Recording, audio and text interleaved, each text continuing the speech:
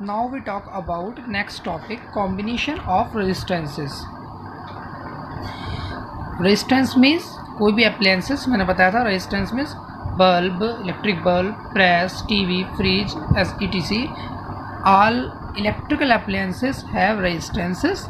So in this topic we read in the combination of different type of electrical appliances. So there are two types of combinations.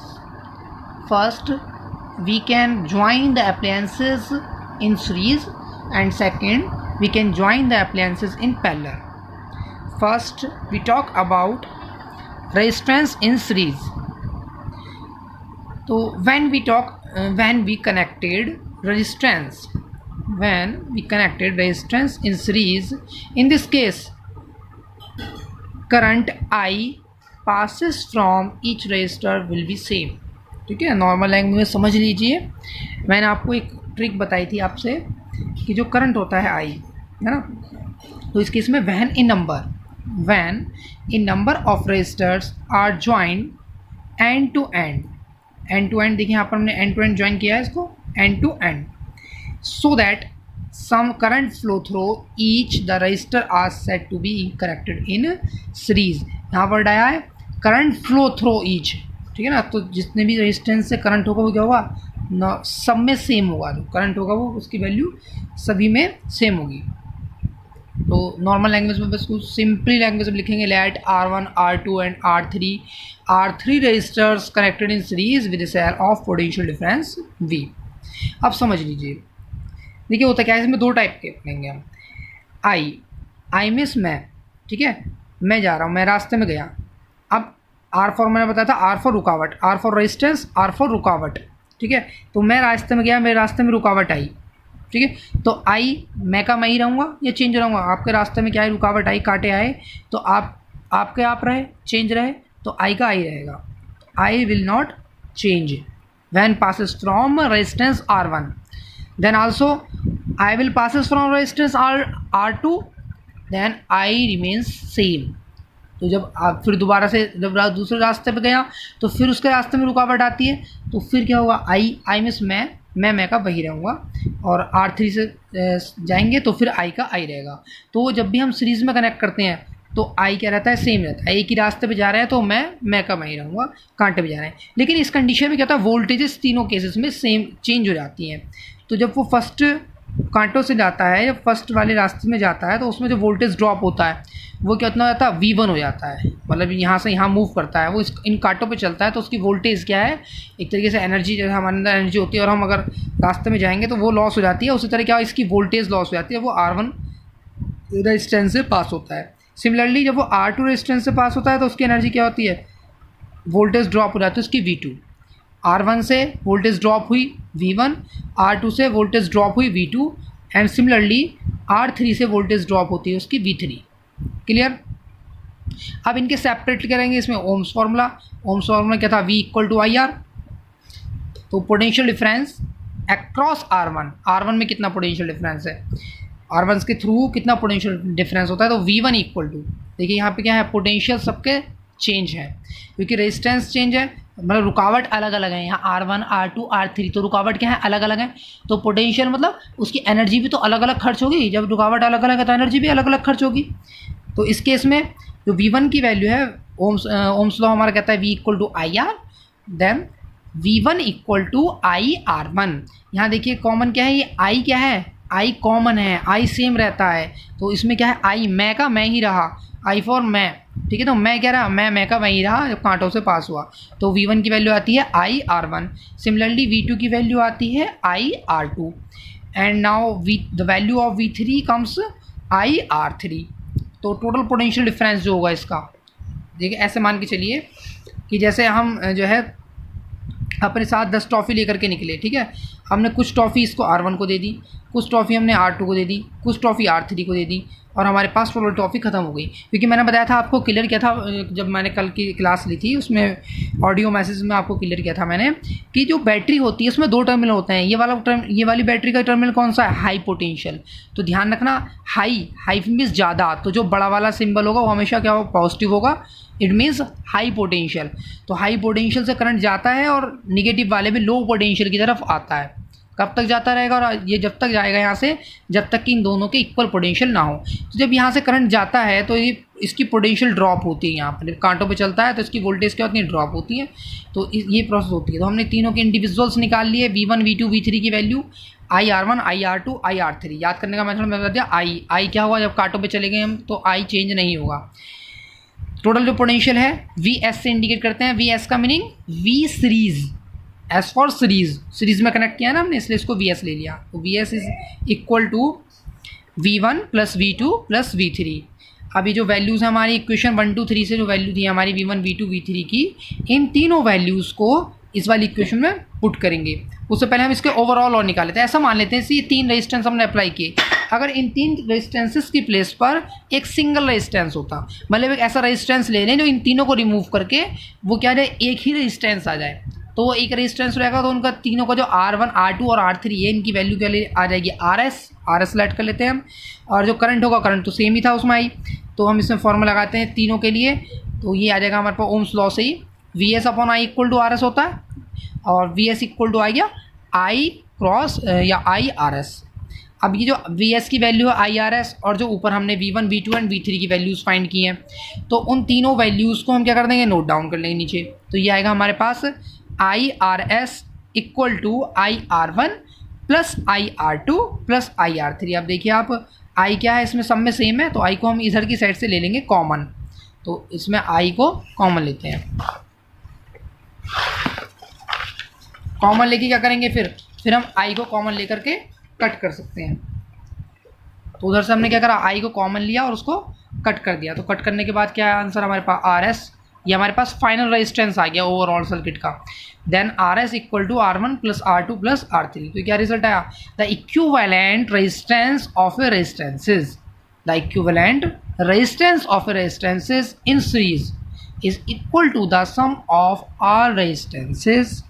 में जितना भी उसमें resistance है उसका normal सम अगर हम कर देंगे तो उसके टोटल सम के इक्वल आ जाएगा। अब यहाँ तो हमने क्या लिया था? 3 लिए थे, 3 रेजिस्टेंसेस लिए थे। अगर एग्ज़ाम में आपके आते हैं क्या? एग्ज़ाम में आते हैं 2, जैसे R1 और R2 के लिए आता है केवल, तो हम इसमें 2 के लिए सॉल्व कर देंगे, सेम रहेगा, बस R3 वाले टर्म को लिखेंगे ही नहीं। एग्जाम में आते हैं 4 के लिए, तो 4 के लिए लिख देंगे, तो यहाँ प्लस R4 और आ जाएगा। पीछे से जहाँ से हमने सॉल्व किया V1 V2 V3 की वैल्यूज़ फाइंड की थी, तो वहाँ R4 की वैल्यू भी ईजिली आ जाती है, ठीक है ना। और यहाँ पर क्या आएगा? RS की वैल्यू आ जाएगी। अब अगर हम n रजिस्टर्स हो हमारे पास, तो जैसे मैथमेटिक्स में पढ़ते हैं ना सीरीज़ में हम, तो n रजिस्टर्स के लिए क्या करेंगे? RS equal to R1 plus R2 plus R3 plus dot dot similarly कर देंगे।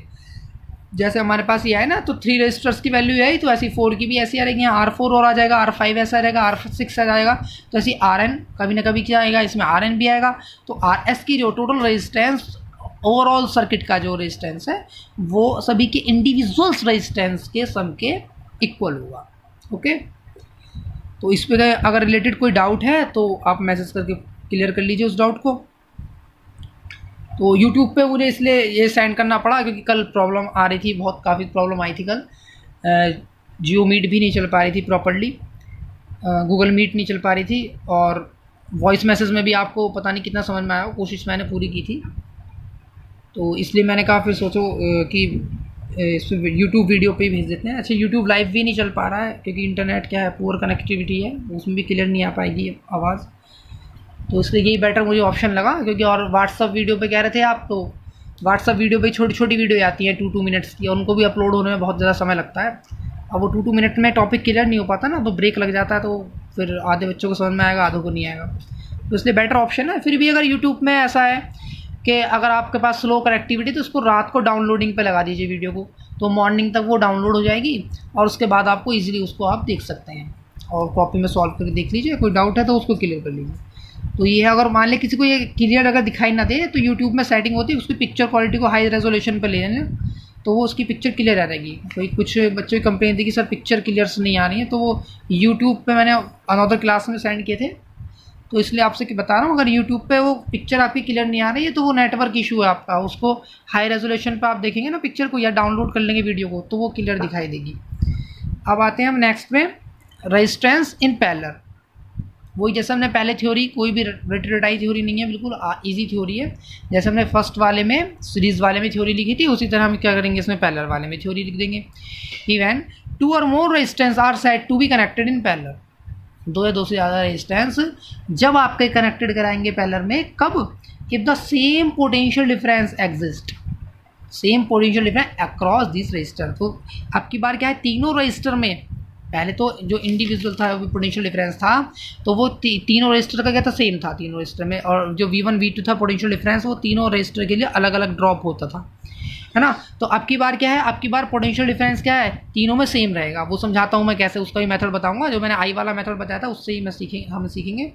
तो लेट थ्योरी बिल्कुल सेम चल रही है, वही वाली, कोई डिफरेंट नहीं है, कोई रटने की जरूरत नहीं है, कोई ऐसी थ्योरी नहीं है बहुत हार्ड, बहुत ईजी है। Let R1 R2 and R3 are 3 resistors connected in parallel with potential difference, PD means potential difference V। तो 3 हमारे पास रेजिस्टेंस है, R1 R2 और R3, जो कि हम क्या है, पैरेलल कनेक्टेड है, और वो क्या है, उनका पोटेंशियल डिफरेंस V है। पैरेलल कनेक्टेड ऐसे होते हैं, जैसे मान लिया एक साइड से मैंने वायर ले लिया, एक साइड से वायर ले लिया, तो उन दोनों को मैं एक साथ कनेक्ट कर दूंगा, तो ये होता है हमारा पैरेलल कॉम्बिनेशन। और लास्ट वाले में था series combination, wire to wire connect करेंगे तो सीरीज कॉम्बिनेशन। तो इस वाले केस में आप देखिए, बैटरी का जो वोल्टेज है वो क्या है, V है। तो ये वाला टर्मिनल हो गया हमारा पॉजिटिव, ये होगा निगेटिव। करंट जाएगा positive to negative in outer circuit. ध्यान रखना, बैटरी के अंदर उल्टा होता है, बैटरी के अंदर क्या होता है, निगेटिव टू पॉजिटिव होता है, लेकिन जो बैटरी का आउटर होता है, तो बैटरी का आउटर पॉजिटिव टू निगेटिव, ठीक है। तो अब यहाँ हमारा आई चला, आई मीन्स मैं चला, भाई मैं चला ए पॉइंट पर पहुँच गया, ठीक है। अब मेरे पास 3 रास्ते आए। अब बताइए कि सेम टाइम पर मैं इन 3 रास्तों को फॉलो कर सकता हूँ, 3 वेज को फॉलो कर सकता हूँ, नहीं कर सकता। तो अभी आपको कुछ सामान देना था, ठीक है। तो ये 3 जगह आपको जाना था, R1 पर, R2 पर और R3 पर। कुछ सामान देने के लिए जाना था आपको 3 जगह। अब बताइए सेम टाइम पे तो आप जा नहीं सकते हैं, तो आई खुद तो जा नहीं सकता सेम टाइम पे, तो इसका मतलब क्या करेगा, वो अपने साथ के फ्रेंड्स को भेज देगा। आई यहाँ तक पहुँचा और उसने तीनों को सामान दे दिया कि भाई ये सामान जो है R1 को दिया ना, ये सामान R2 को दिया ना, ये सामान R3 को दिया ना, ठीक है ना। तो जब उसके फ्रेंड जाएंगे, तो वो उसके जो फ्रेंड्स जाएंगे उनके पास अपना पोटेंशियल होगा, अपनी एनर्जी होगी। भाई पहले वाले केस में जब वो एक बार कांटों पे से गया तो उसकी एनर्जी लॉस हो गई थी, तो जब उसके फ्रेंड्स की एनर्जी, अभी फ्रेंड्स ने तो कोई वर्क किया ही नहीं, चले ही नहीं, तो उनकी कोई एनर्जी लॉस नहीं होगी। तो ऐसा मान के चलो, आई मीन्स मैं गया, तो मुझे R1 R2 और R3 पर जाना था, लेकिन क्या है, मैं जो है एक बार में तो तीनों जगह जा नहीं सकता हूँ। तो इसलिए मैंने क्या करा, अपने फ्रेंड्स को भेजा। एक फ्रेंड था I1, एक फ्रेंड था I2 और एक फ्रेंड था क्या, I3। अब जो फ्रेंड्स है, फ्रेंड्स ने कोई वर्क नहीं किया अभी सुबह से, एक तरीके से ऐसा मान लीजिए, तो उसके पास पोटेंशियल होगा V, ठीक है। इसके पास पोटेंशियल होगा V, और तीसरे वाले फ्रेंड्स के बाद भी पोटेंशियल होगा कितना, V। लास्ट वाले टॉपिक में क्या था, पोटेंशियल तीनों में डिफरेंट आ रहा था क्योंकि वो सीरीज में थे, एक में V1, एक में V2 और एक में V3। और इस वाले टॉपिक में क्या है, इसमें देखिए आप, V क्या हो जाएंगे, पोटेंशियल सेम है, वहाँ पर पोटेंशियल चेंज था, यहाँ पर पोटेंशियल सेम है, ठीक है ना। तो यहाँ पर आ जाएगा हमारे पास R1 तो हो गया रेजिस्टेंस, R2 हो गया रेजिस्टेंस, R3 हो गया रेजिस्टेंस, लेकिन यहाँ पर पोटेंशियल की वैल्यू सब में क्या रहेगी, सेम होगी। तो यहाँ पर जब लॉट करके आएंगे करंट्स, तो I1, I2 एंड I3, ठीक है ना। ये ट्रिक बहुत आपको हेल्पफुल होगी, जब न्यूमेरिकल करेंगे हम तब आपको पता लगेगा कि ये सर ने क्या बताया कि आई मीन्स मैं और R फॉर रुकावट, ये सब क्या चीज़ है। जब आप न्यूमेरिकल सॉल्व करेंगे बहुत ज़्यादा हेल्पफुल होगी, ठीक है ना। तो ये टोटल आई कितना आ जाएगा, इन तीनों का सम आ जाएगा, ये I1 plus I2 plus I3 that is equal to I, ठीक है ना। और वो क्या रहेगा, नेगेटिव टर्मिनल पे आ जाएगा हमारा ये। तो एक तरीके से करंट फ्लो हो गया। अब इसमें ओम्स लॉ अप्लाई करेंगे, तो ओम्स लॉ अप्लाई करने के लिए क्या करते हैं, V इक्वल टू IR होता है, तो I इक्वल टू कितना हो जाएगा, V upon R। Current from R1 से कितना, उसमें क्या था उसमें हमने लिखा था वोल्टेज ड्रॉप बाय R1 ने कितनी वोल्टेज को ड्रॉप किया।